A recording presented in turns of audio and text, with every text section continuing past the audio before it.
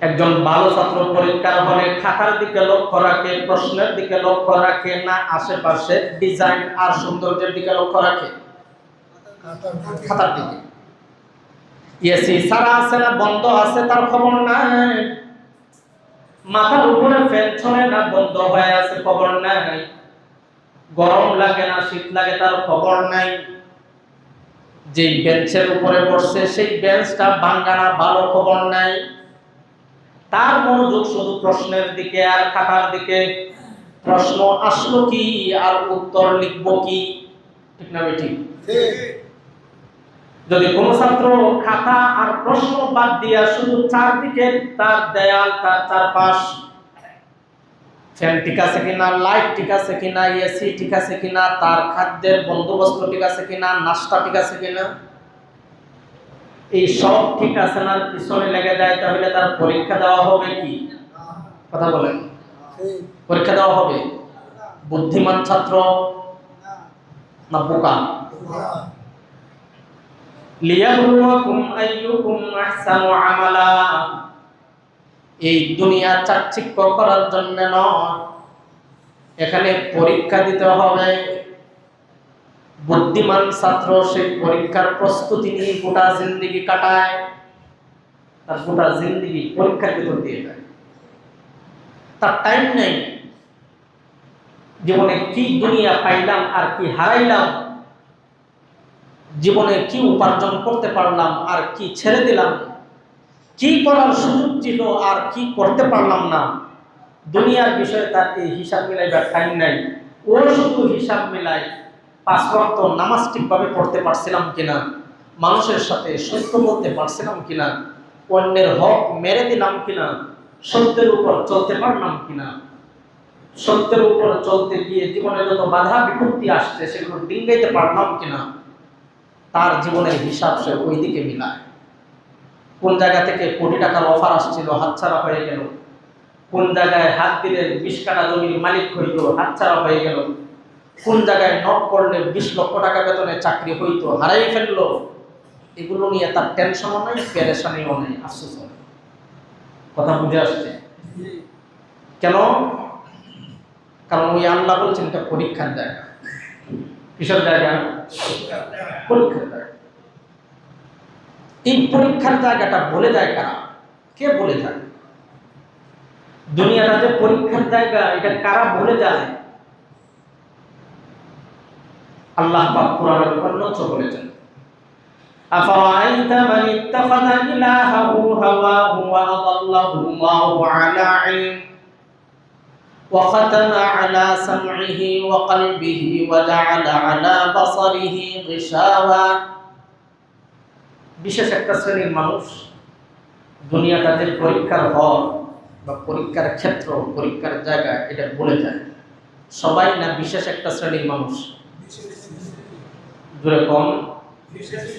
বিশেষ শ্রেণীর মানুষ দুনিয়াটা যে পরীক্ষার জায়গা এটা ভুলে যায়। এরা মনে করে এটা স্থায়ী বসবাসের জায়গা, স্থায়ী বন্দোবস্তের জায়গা, স্থায়ী আরাম আয়েশের জায়গা। এখানে আসছে আর যেতে হবে না, কখনো তাকে অন্যত্র রান করতে হবে না, এখানেই থাকবে সে।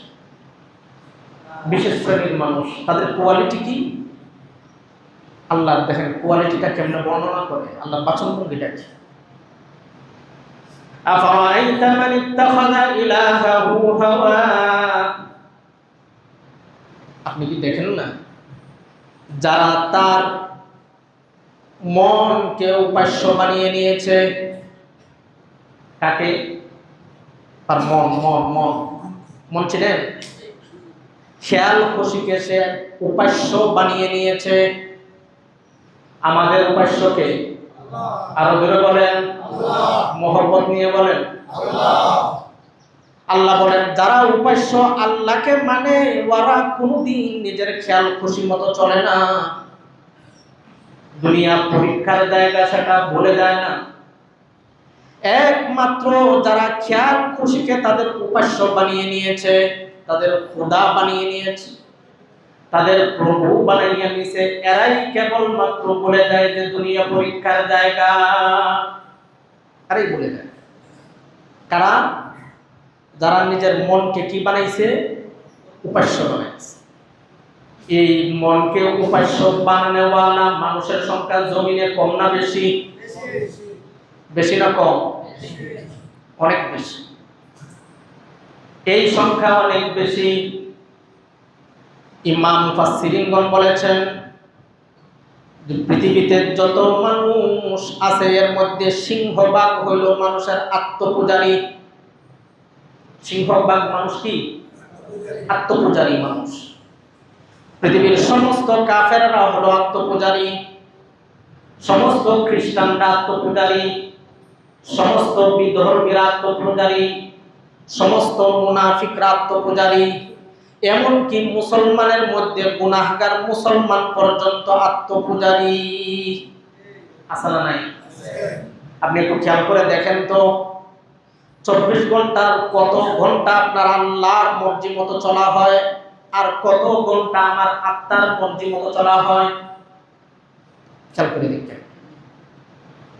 এই মজলিসে বহু মানুষকে আত্মপূজারী পাওয়া যাবে? পাওয়া যাবে কিনা?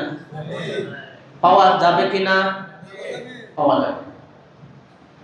যেই মানুষ আত্মপূজারী হয়, মন পূজারী হয়, খেয়াল খুশি পূজারী হয়, এই মানুষটা সুবিধাজনক মানুষ নয়, এই মানুষটা বিপজ্জনক মানুষ।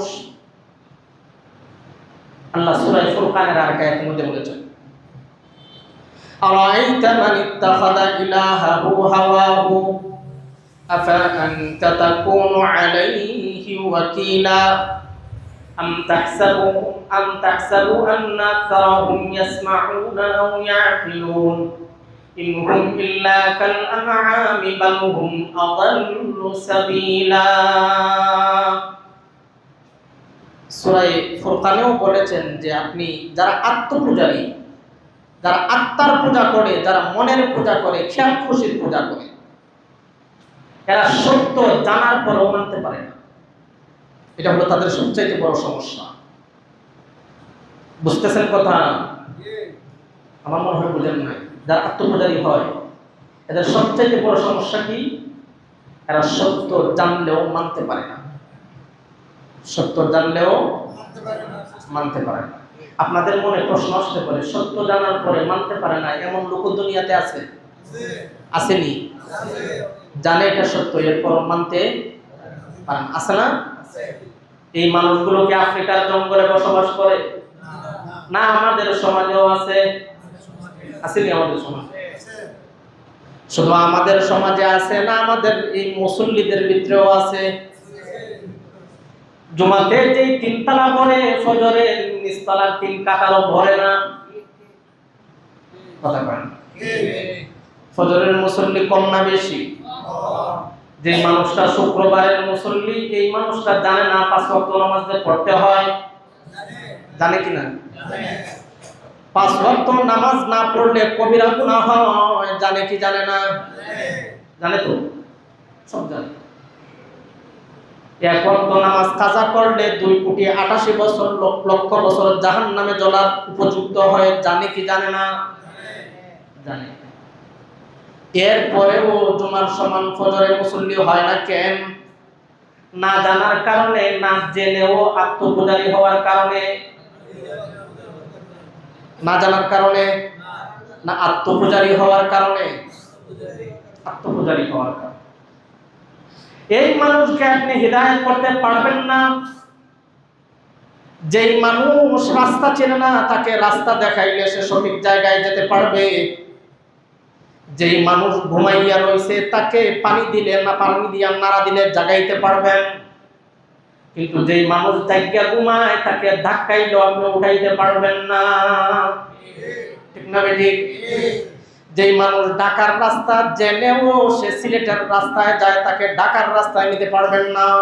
পারবেন? যেই মানুষ জানার পরেও আমল করে না, সে আত্মপূজারী।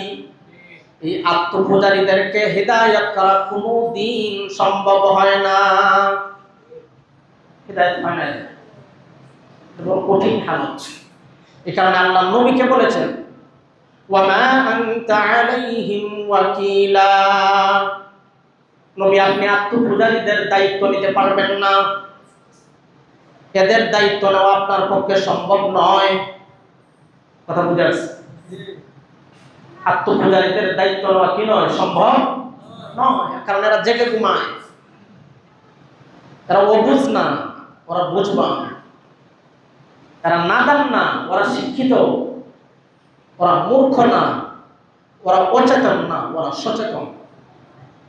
যার ভেতরে সচেতনতা আছে, যার ভেতরে শিক্ষার আলো আছে, যার ভেতরে দুনিয়া আখিরাতের সব জ্ঞান আছে, এরপরেও সচেতন হয় না, তাকে আপনি সচেতন করবেন কিভাবে? এই যে অচেতনতা, এই অচেতনতাটা হয় আত্মপূজারী হওয়ার কারণে। কিসের কারণে? ঘরের ভিতরে জামাই বউ ঝগড়া লাগছে, কি নিয়ে ঝগড়া লাগছে? ছেলেরে মারা নিয়া। জামাইয়ে ছেলেরে দইরা মারে, বউয়ে আটকায়। বউ এক পর্যায়ে জিজ্ঞেস করতেছে, তুমি আমার ছেলেকে মারো কেন? কয় হ্যাঁ সিগারেট খাইছে। কে খাইছে? কথা কয় না, কে খাইছে? সিগারেট খাইছে। মার তো অবস্থা খারাপ, কি ছেলে সিগারেট খাইছে? ছেলেকে দমকাইতেছে আর বলতেছে, বাবা তুই সিগারেট খাওয়া শিখলি করতে গিয়া? কয় কেন? আব্বুর কাছ থেকেই। বুঝেন নাই মনে হয়? কার কাছ থেকে? আব্বুর কাছ থেকে। তোর আব্বুর কাছ থেকে তুই সিগারেট খাওয়া শিখছস? মাথা আলাতে লেগে কোনো গরম হয়ে উঠছে। তুমি সিগারেট খাওয়ার ছেলেরে সিগারেট খাওয়ার কারণে শাস্তি দাও, এটা কোন বিচার? আমি মরছি দিকে হেও কি মরবো নাকি? বুঝেন নাই? আমি মরছি এ কারণে হেও মরবো? ধূমপান স্বাস্থ্যের জন্য ক্ষতিকর লেখা আসেনি? বাবা কি চায় তার সন্তান সিগারেট খোর হোক? এখানে বহু সিগারেট খানেওয়ালা আছেন, প্রত্যেক সিগারেট ওয়ালাকে জিজ্ঞেস করেন, আপনার বিবেককে জিজ্ঞেস করেন, আপনি কি চান আপনার সন্তান সিগারেট খান? চান না। আপনি আপনার সন্তানের ব্যাপারে যে কল্যাণটা চান না, সেই কল্যাণটা নিজে খান কেন? বুঝেন নাই মনে হয়? যেই ভালো জিনিস সন্তানের বেলায় চান না, সেই ভালো জিনিস আপনি খান কেন? জবাব একটাই, হুজুর ছাড়তে পারি না। জবাব কয়টা? আর কথা কয় না, জবাব কয়টা? একটা। সেটা কি? অভ্যাস হয়ে গেছে, ছাড়তে পারি না। আপনি কইবেন এটা খান যে ক্যান্সার হইব, তো হইব, কত মানুষের হইতে হয়। আপনি কইবেন এটা খাইলে তোমার বিভিন্ন অসুখ বিসুখ দেখা দিব, লাংস নষ্ট হয়ে যাবে, কিডনি নষ্ট হবে, ফুসফুস নষ্ট হবে, হইল হইব। দোষী সারা যায় না, ঠিক না? ঠিক। সিগারেটের সব ক্ষতি তার জানা। এই লোকটা তার সন্তানের বেলায় সিগারেট সন্তান খাক সেটা চায় না, এরপরেও নিজে ছাড়ে না, ওই মানুষকে বলে আত্মপূজারী। এই মানুষকে কি কয়? এই মানুষকে কি কয়? আর জোরে কর না, এই মানুষকে কি কয়? আত্মপূজারী। ও এতটাই আত্মপ্রবণ, তার খেয়াল খুশি চলার উপরে সে এতটাই অভ্যস্ত, বিবেক বন্ধক দিয়ে দিছে, আল্লাহ খুদা বাদ দিয়ে দিছে, ভালো মন্দ বাদ দিয়ে দিছে, দুনিয়া জীবন সব বাদ, বহু সন্তান সব বাদ, এরপর অভ্যাস যেটা হয়েছে সেটাই করতে হবে। এদেরকে কি বলে?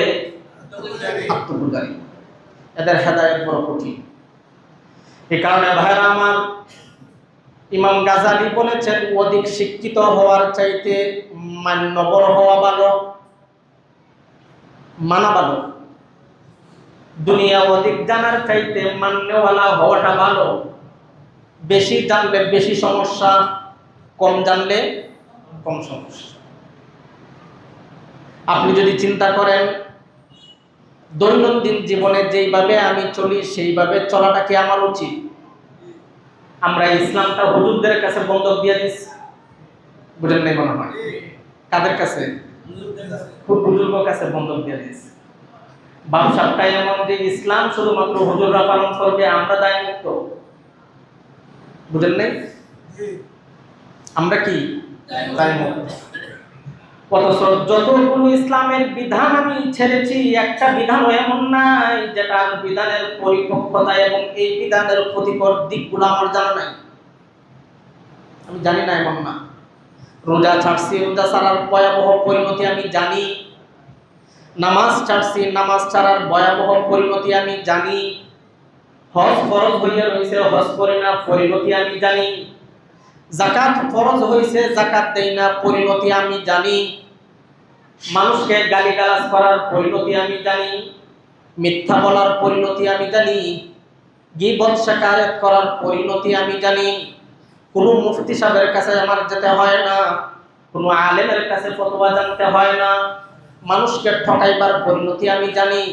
অন্যের বেলায় ওয়াজ করি, কোনো হুজুর দোষ করলে সবাই মিল্লা ঝাঁপাইয়া পড়ি, কিন্তু নিজের বেলায় দেখি না। কারণটা কি? আত্মপূজারী। কারণটা কি? যারা আত্মপূজারী তারা কোনোদিন হেদায়েত পাওয়া সম্ভব নয়। এই জিনিসটা খুবই ভয়াবহ। কি করবো? কম বেশি আমরা সবাই তো আত্মপূজারী, তাই না? এই আত্মপূজারীদের অবস্থা কি? আম তাহসাবু আন্না আকসারাহুম ইয়াসমাউনা আও ইয়াকিলুন ইনহুম ইল্লা কাল আনআমি বাল হুম আযাল্লু সাবিলা। আল্লাহ নবীকে বলেন, ওগো নবী, এই সব আত্মপূজারীদের অধিকাংশকে আপনি মনে করেন এরা বুঝে এবং শুনে? আত্মপূজারীদের অধিকাংশদের ব্যাপারে আপনার চিন্তা চেতনা বিশ্বাস হইল এরা শুনে এবং বুঝে? না, এরা শুনে না, বুঝে না। ইনহুম ইল্লা কাল আনআম। একটা চতুষ্পদ জন্তুর কানে কানে ওয়াজ করা যেই জিনিস, আত্মপূজারীর কানে ওয়াজ করা তেমন। একটা গরুর কাছে সারাদিন আল্লাহ খুদা তসবিহ পড়া যেমন, আত্মপূজারীর কাছে আল্লাহ তাআলার গুণগান গাওয়া তেমন। ইনহুম ইল্লা কাল আনআম। এরা চতুষ্পদ জন্তুর ন্যায়। চতুষ্পদ জন্তু যেমন আওয়াজ শুনে বুঝে না, বুঝে না। ছাগলের ডাক দিলে শুনে কি শুনে না? শুনে, কিন্তু মর্ম বুঝে না। গরুর ডাক দিলে শুনে, মর্ম বুঝে না। হাতি ঘোড়ার ডাক দিলে শুনে, মর্ম বুঝে না।